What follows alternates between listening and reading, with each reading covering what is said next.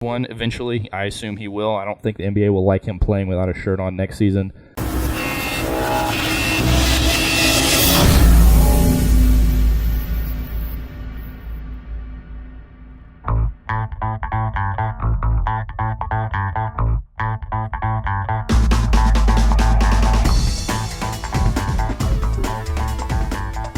Hello, everybody. Welcome to the Booth 3 Podcast. My name is Carter Gustin. I am so glad that you're here joining me in my apartment here in Auburn. It has been a while since I was back. Sorry I missed last week. I did not want to point out a show last week. I got busy. I've been trying to figure out my life really for the next rest of college. I've been meeting with my advisor, trying to figure out some stuff.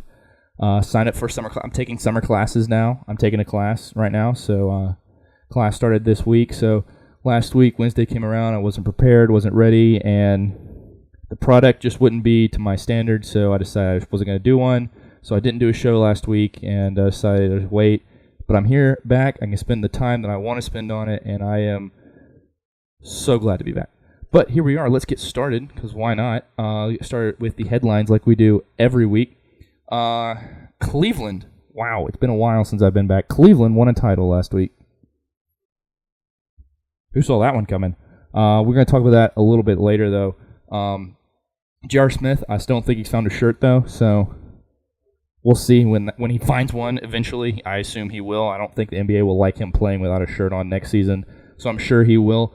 Von Miller, still under contract disputes there. Just came off the Super Bowl win, Super Bowl MVP, great defensive player, wants to be the highest paid defensive player, and Denver is willing to dish out the money, kind of. I mean, they're sending him a ton of money, but he's just not taking it. And, there's been a lot of stuff saying, Von Miller coming out and saying, hey, I want to be part of the Denver organization. I love the Denver organization. I want to be a part of it. And they're saying, we want you to be a part of it. We want you to do it. And then Von Miller's taking not making him the highest paid defensive player as they don't love me, they don't want me, and it's just becoming a childish thing. They have until July 15th to sign a one-term franchise tag deal. Von Miller doesn't want to sign the franchise tag. Should he? Yes, he's not stupid. He probably should. Will he? He's probably stupid. He probably won't. I expect this entire rigmarole, contract labor dispute, whatever you want to call it, to go out all the way into training camp, into preseason, and up until the start of the season. We'll be still talking about Von Miller will he sign back with Denver? Yes, he will eventually sign back with Denver. They have a great defense returning, great offense. Probably going to make it back to another Super Bowl. No reason he shouldn't sign with him. So it's just going to be a matter of time when it happens. When does it happen, though? I don't think it's going to be a while. It's going to be a while till he does. I really do. But we will see. And also some weird headline earlier this week on Monday, Auburn announced an unprecedented new football home and away two-game, 2-year deal with Penn State Nittany Lions, a 2021 and 2022 home and away series with Penn State. That's interesting. That's an Auburn program that is trying to get better and better, build off what we did a few years ago, and then we kind of haven't really reached that new plateau. So we're hoping to get there, and by then maybe we'll be there. It's Penn State, who's trying to rebuild completely from a PR standpoint, from a program standpoint. They lost a lot of players with the scandal back several years ago, so they're trying to build back up as well. So it's two programs that are looking to get better and better. It's hard. It's really far out, and it's kind of hard to really analyze that. But I think it's a good series. It's going to be good publicity for both teams, and it's going to be a very interesting matchup to say the least. But we'll talk about that in 2021. It's too far away to be talking about that right now. But that's enough. I kind of quickly ran through the headlines, but let's go ahead and get started with the big thing. Copa America Centenario. It's over. It's done. One major international soccer tournament is complete. The other one is still in progress, but I'm not going to talk too much about that one yet because it's just not over yet, and I don't really talking about it until it's getting closer to the end. But the U.S. men's national team is done. 4th place. They tied their best ever finish, which is good. Good job. Good job. Should we have done better? Most certainly. We won our group. Then we got, won in the quarterfinals, advanced to the semifinals, got slated with the number 1 team in the nation, in the world, in Argentina, and got slaughtered. That was an embarrassing loss. I'm embarrassed to be in American men's national team after that game. That was horrible. I mean, it was really, really bad. And yeah, they're the number 1 team. We're like in the 30s, I think. Yeah, I think we're in the 30s. They're number 1 team. There's no reason we should win that game, but I just want to compete. Like, show up. Don't give up. I mean, it's all right. In the moment it hurt because I was kind of riding that nationality pride, that wave of overconfidence that always happens being an American, wanting to win it all, thinking we can win it all against all odds. There's no reason we should have won that game. There's no reason it should have been close, and it wasn't close. That was a 4-0 loss, and it was a bad one at that. Messi just ripped us apart, as he does to many teams and did for too many teams in that tournament. But that was a bad loss. And then, okay, we don't get to the final. That's fine. Go to the 3rd place game, the consolation game. And lost that one too. That was a scrappy game. That was a good game. But the U.S. just still couldn't do it. We went scoreless in our last 2 games. We lost the consolation game, ended up getting 4th place. And coming out of the Copa Cup, looking at the U.S. men's national team, it's kind of like, where do we stand? What's next? What are the takeaways from this? And it's kind of confusing. It's kind of hard to decide what the takeaway is from this. Because, yeah, we did well. We played well. We won big games. We won 4-0. We won some nail-biters, 2-1 with the man down. We lost early. We came back. We had our backs against the wall. Our coach was all but days away from being fired, and we kept winning, kept his seat from getting too hot. Then we lost again. And we lost bad. It's weird. I just can't decide. Was it a good tournament for the U.S.? All in all, yes. Past history considered, it was a good tournament because we haven't done well in those kind of tournaments in a long time, since I've been alive. But do we want more? Do we want to get better? Yes. And looking at the men's national team under Jurgen Klinsmann's regime, and, it's kind of hard not to look at it under Jurgen Klinsmann because so much talk has been about, is he going to get fired? Should he stay on for the next World Cup? Is he done? Is he doing better? Is he crazy? Whatever. And just looking at it from a progression standpoint, from where is the team now? What have they done? Where were they when he got there? And it kind of starts to paint a clearer picture, for me at least. He got here, and nobody cared about the U.S. men's national team. When he got named the coach, nobody cared. It's a big hire, and he did well. People care now. People watch. People believe. Maybe not for the right reasons, but we believe. Is he the winningest coach in U.S. men's national team? Yeah, he is. But that being said, the players haven't really progressed. The players are playing well. They're playing all right together. Team chemistry is pretty good, not great. He has this master plan. He keeps calling it a master plan, but haven't really seen anything yet. He has young players, but he doesn't really use them. He uses the same formations in every situation. He uses the same subs in every situation. He doesn't believe in tactics. By his own word, he doesn't believe in tactics. And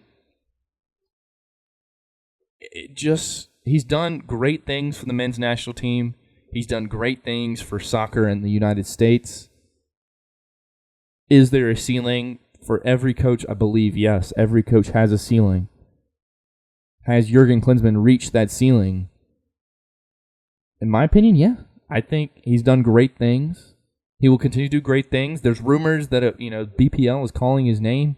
Will he be a great club coach? I think so. He could be a really great club coach, but an international coach is different. And I just don't think that he can do any more. I think that he has reached his ceiling, and I think he should be done, and I think he's done for. And all respect to him, because he's done great things for the men's national team. But I think it's time to move on and see what else there is out there, because I think there are a lot of things out there that we could advance, and it's going to be years and years and years until the U.S. is anywhere near where everybody really wants it to be, but that's okay. That's all right. I'm okay losing. I'm okay not being great. I just want to see progression. I want to see young players be evaluated and utilized more efficiently and effectively. And with Jurgen Klinsmann, I don't really see a commitment to young players. I really don't. Yeah, he's got some young players on the squad, but they didn't play much. Did they deserve to? I don't know. I'm not there at practice. I don't know how they're performing. But, I mean, these players, Clint Dempsey, Michael Bradley, Kyle Beckerman, they can't play forever. They're old. They can't play forever. You got to get somebody else some experience and some real game time, real tournament play that's not just, friendlies. Friendlies nothing compares to tournament play. Friendlies don't count for nothing. They're not really competitive. Qualifying, nobody cares. Nobody watches. A few people watch. Nobody. Come on, that's not pressure. Doesn't matter. You have to perform under pressure. Until you get put in a pressure situation, nothing can compare to it. And I think the younger players should have gotten a lot more time in this Copa Cup because they need to prepare. They need to experience it. Playing for club is one thing. Playing for country is completely different. It's a whole nother mess. Ask Messi. It's a whole different story. Well, that being said, ask Messi. Let's talk about Messi. Argentina beat the United States, made it to the final game against Chile, and that was a weird game. I have to admit, the first half was penalty and foul and yellow card and red card ridden. Second half was very slow, very chess game like. Not many fouls, not many red cards, not many red cards, no red cards, not many yellow cards. I think there only one, maybe two in the second half. There was like 7 in the first half.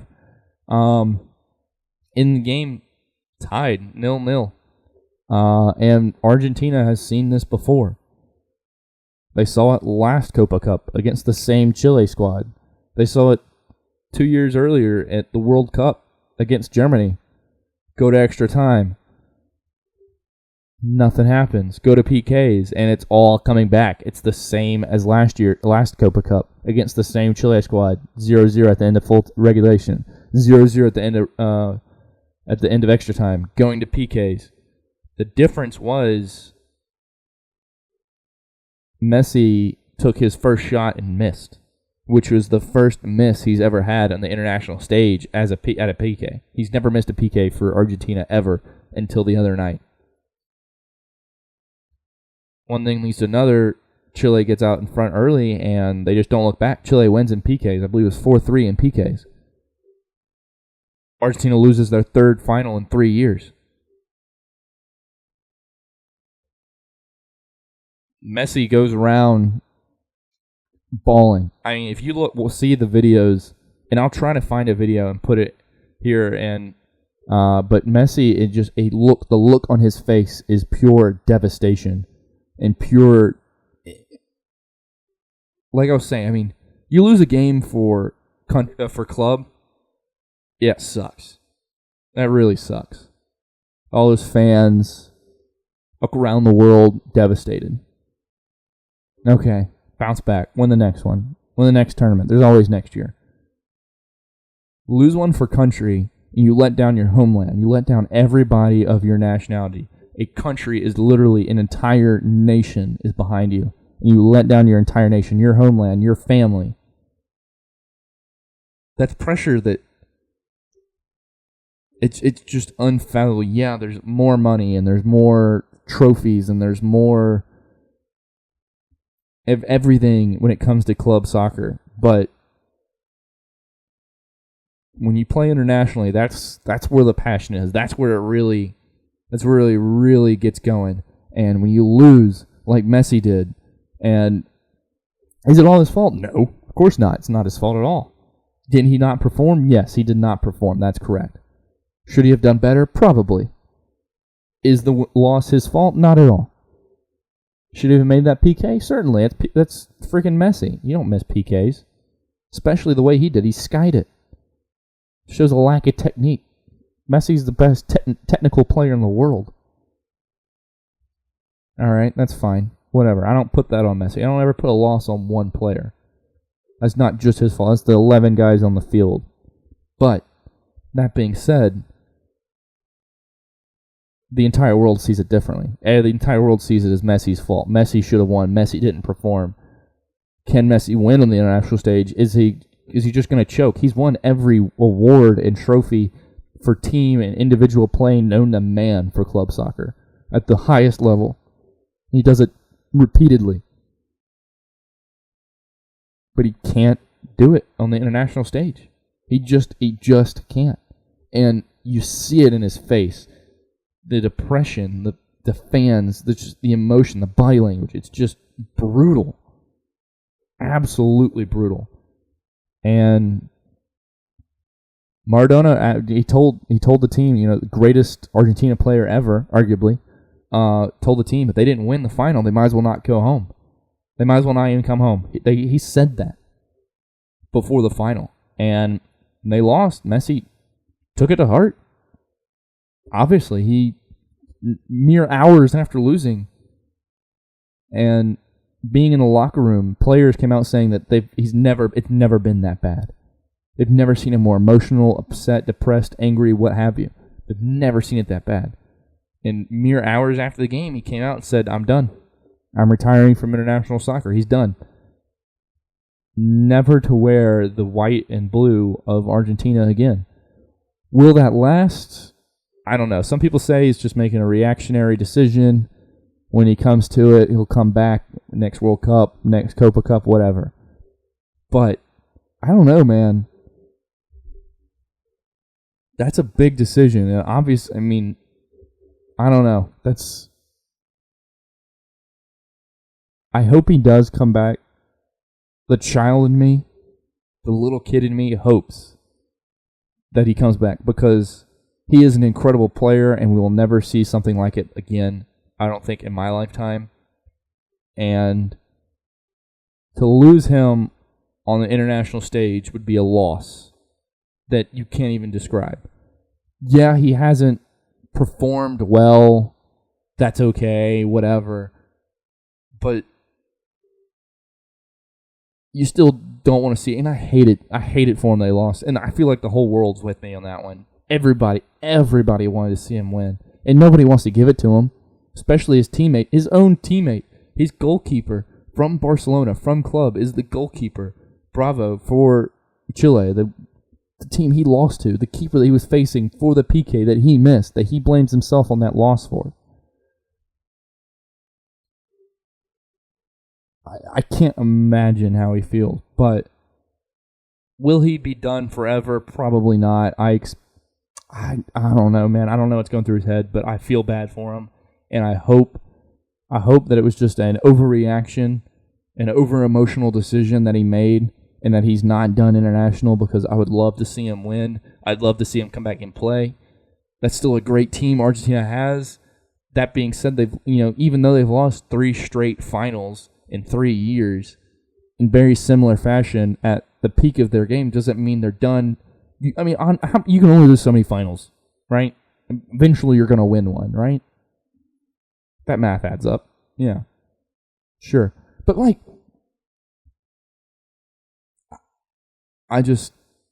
as upset as I'm sure he is, I just can't imagine that he's really done. And I really just can't wrap my head around it. And hopefully he isn't, but that remains to be seen. But Chile won the Copa Cup. Congrats to them. Argentina, second place. It's a heartbreaker. Messi obviously retiring from international soccer is big news, but we will see where that goes. But that's enough for the pitch. I will talk about some Euro Cup next week. Euro Cup is still in the knockout stages, and I'll wait till we get closer to the final and post-final stuff, because just it's so early in the group stage right now. It's kind of hard to, or so early in the knockout stage. It's just kind of hard to really to read it right now. But moving on to the NBA. Since I didn't have a show last week, I didn't really get to talk about the NBA. And I don't really want to analyze the game because it's been so long ago, and honestly, I don't really remember much from it, to be completely honest with you guys. But what a finals. 7-game. The finals we all, in one way or another, have been waiting for.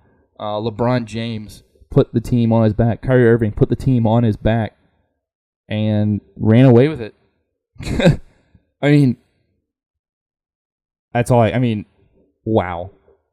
Down 3-1, coming back to win the series, winning 2 games in the hardest arena, arguably the hardest arena against arguably the best team in recent history, against the 2-time MVP. Wow. I have no more words besides wow. It's absolutely incredible. LeBron James is cemented his legacy for me. For me, there is no more discussion. Is he the greatest player of all time? No. But is he the best player in recent history? Is the best player in the NBA right now? Without a doubt. Yeah, so what? Steph Curry's won the MVP? I don't care. Give me LeBron every day of the week and twice on Sundays. Every single time. I do not care. LeBron James is better. Why? Because he can do everything. He led the entire NBA Finals. The whole Finals, all 7 games, in points, rebounds, steals, blocks, and something. I mean, it's like I cannot wrap my head around LeBron James. He literally can do it all. Yeah, the jump shot he's losing his shot. Admittedly, his shot is not where it used to be. It doesn't matter. He's a freaking tank. He puts his head down and drives. Nobody can stop him. Nobody. He scored 41 points twice. What? Come on, man. No one can compete with that. You can't compete with that. It doesn't matter. If LeBron James wants it, he will get it. He took a championship to the city that could not win a championship. I mean, it's a running joke among people who don't even like sports that Cleveland's not going to win a championship. Well, they've done it now. And they're not done, I'll tell you that. Cleveland's going to win another. Cavaliers are going to win another. The Indians, they might. They get a pennant. They might. I mean, the Indians are playing well. The Browns, they still suck. Sorry, Browns still suck. Can they turn around? Certainly, anybody can. They need to just accept where they are as a program and move on. But the Cavaliers have done it. They've removed whatever curse Cleveland has had. Cleveland is alive and well, and they're not going away. Everyone wants to talk about this Steph Curry, this Klay Thompson, Golden State dynasty.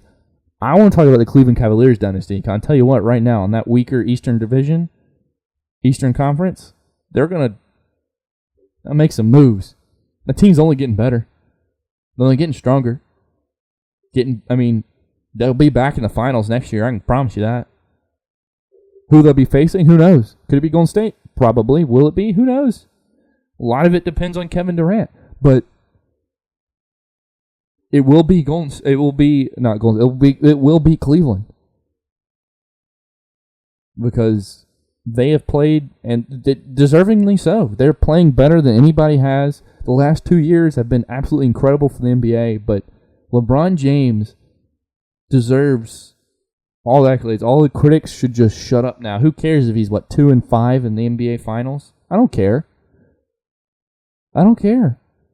He's played in 7 NBA Finals. Single-handedly taking his team there most of the time. You can't... what? This is the NBA. You shouldn't have one player just dominating like that.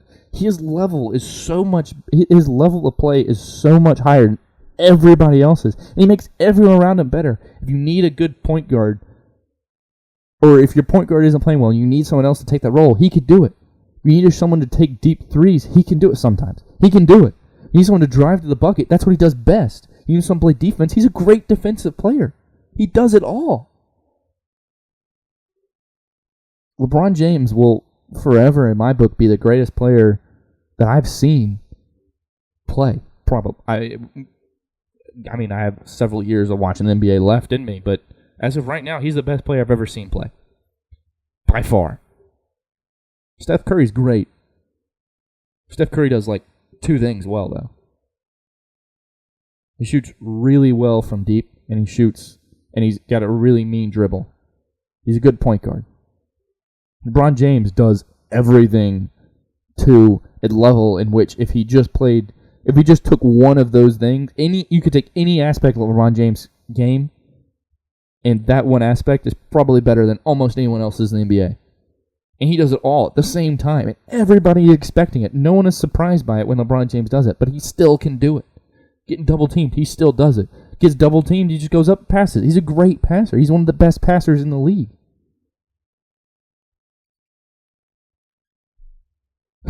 But anyways, moving on to some other NBA news that's really more current is Kevin Durant. Free agency is going to be very interesting. Free agency is on the horizon in the NBA, and it's not often that talent like this hits the free agency market. Kevin Durant is shopping around. He's talking to up to 6 different teams, including, I think the 2 or 3 biggest players would be Los Angeles, Golden State, and of course Oklahoma City again to re-sign with them. But that's some serious talent, and any team that Kevin Durant goes on is an instant playoff contender. Probably. I don't think he's going to go anywhere where he wouldn't be able to succeed. Where will he go? That remains to be seen. Of course, the Lakers have oodles and oodles of money they can throw at him because they had an obscene amount before, and now Kobe's gone. They have even more. They have $60 million of free space. So they can throw whatever number they want and have left over for more players to put around him if they do. Golden State, obviously, wow. Could you imagine? And then, of course, the team where he's been so well, we're a team where they almost made it to the NBA Finals. And OKC, going back, where he's familiar with the coach, he's familiar with the play, the fans already love him there. He's already got chemistry with the players. Him and Russell Westbrook have something good going on there. And he keeps shopping around. And the question is, will he sign back with OKC? In my opinion, deep down, I expect him. Deep down, I expect him to go back to OKC. Of course, that's up in the air right now, but here's my question, is if he does truly intend to go back to OKC, which I think he does, why all the theatrics? Why is he meeting with 6 different teams and going to dinner with agents and having to be schmoozed into whatever team and, this Derrick Rose and Carmelo Anthony over at the Knicks intrigues me. Now I'm more interested in... Why? Why all the theatrics? If you want to be on a different team, great. Let's find a different team. Let's find a team you want to be on, and let's do it. But if you want to sign back with OKC, why? Why are you messing with the fan base? Why are you messing with your teammates? What are you doing? What is the end goal? I just don't see where he's going with it. And I just don't understand what he's doing. If he wants to sign with another team, he's going to sign with another team. But if he wants to sign back with OKC, then I just don't get why he's talking with other teams. And every time it looks like he's going to sign with another team, kind of goes back to OKC. And free agency hasn't even started yet. It doesn't start till Friday. And it's going to be a long time, I think, until he signs. It's going to be deep until the summer. Into the fall, until he gets started. I mean, he's got all the time in the world. And he's got the talent. And he's just going to sit back and wait for the teams to come to him. Because that's what's going to happen. Teams are going to start crawling to him. But it'll be interesting. Personally, I think I would like him to see it the Lakers. I think that's a good market. I know my friend Noah, who I do a radio show with, would also love that. It's what he's been calling. He's been calling there, as well as a DeMar DeRozan, Damian Lillard, Al Horford. What you can name almost anybody that could potentially be picked up in free agency by LA. They have enough money, they have enough time, they have enough pull, especially with Kevin Durant, if he were to go there. That's an interesting play. It's a very interesting play. Of course, also, the Knicks is also a very interesting play if the very, very, very injury-prone, choking on my own tongue, injury-prone Derrick Rose and Carmelo Anthony can manage to work out a fact where Carmelo Anthony isn't so ball hungry and Derrick Rose can stay healthy for a full season, then that's an interesting play as well. Of course, Golden State, all the players there, that's absurd. And then going back to OKC, they're just getting better and better in OKC as well. So you have all these teams are putting the pieces together and just saying, Kevin Durant, we're better than everybody else, here's why. And they're waiting for him to pick. And will he pick eventually? Yeah, he'll have to. But I just don't get... I almost feel like he's just putting on an act. Not as much as LeBron did with the decision, but I just feel like it's kind of going that direction. I just feel it's theatrical at this point, and it's just going to get worse in my opinion. But we will see where he goes. It's going to be a long discussion. It's something that I'm going to be talking about on the show a lot, I'm sure. But that is my notebook. I'm going to keep the shows. I'm going to try to keep them to 30 minutes. So right now I'm just a little bit over 30 minutes. I'm going to try to keep them a little bit shorter. I know they kind of tend to go closer to an hour, so I'm going to try to keep that from happening. But that's my show for today. They're going to get a little more off the wall and kooky here. Less and less live sports going on right now. So I got a list of topics of stuff that I want to talk about this summer. Some cool stuff, some interesting things that people don't always think about. So remains to be seen. But it'll be an interesting time here with Copa Cup being concluded, with Euro Cup getting into the very end. So that's going to be very interesting to see where that goes. And I'll be keeping an eye on that. You can follow me on Twitter. I tweet a lot about sports. Pretty much everything. My whole life revolves around sports. Of course, also, if you want some good SpongeBob quotes, also go to my Twitter for that at Carter_Gustin. Check out my website, of course, always CarterGustin.com. Spend a lot of time on that. Very proud of that. Also, listen to my website. There's a link on my website, or listen to my radio show. There's a link on my website. Go to About Me, go down. There's a link to listen to it, and it's a radio show I do here in Auburn on WGL 91.1 FM with Noah, the Ocho Gardner, my partner there. You can listen to that every Monday and Friday at 3 o'clock. We go an hour. It's very similar to the way this is. We just kind of talk about whatever's going on in the sports world, whatever suits our fancy. It's very fun. I do love it, and it's doing that which got me doing this, and each thing I do makes me love the other one that much more. So it's something that I really do love. So if you do go listen to it, you can stream it online. If you're here in Auburn, of course, you listen to it on the radio, 91.1.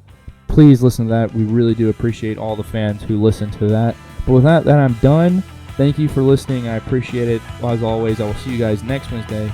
My name is Carter Gustin. I am signing off. Until next time, I'll talk to you guys later.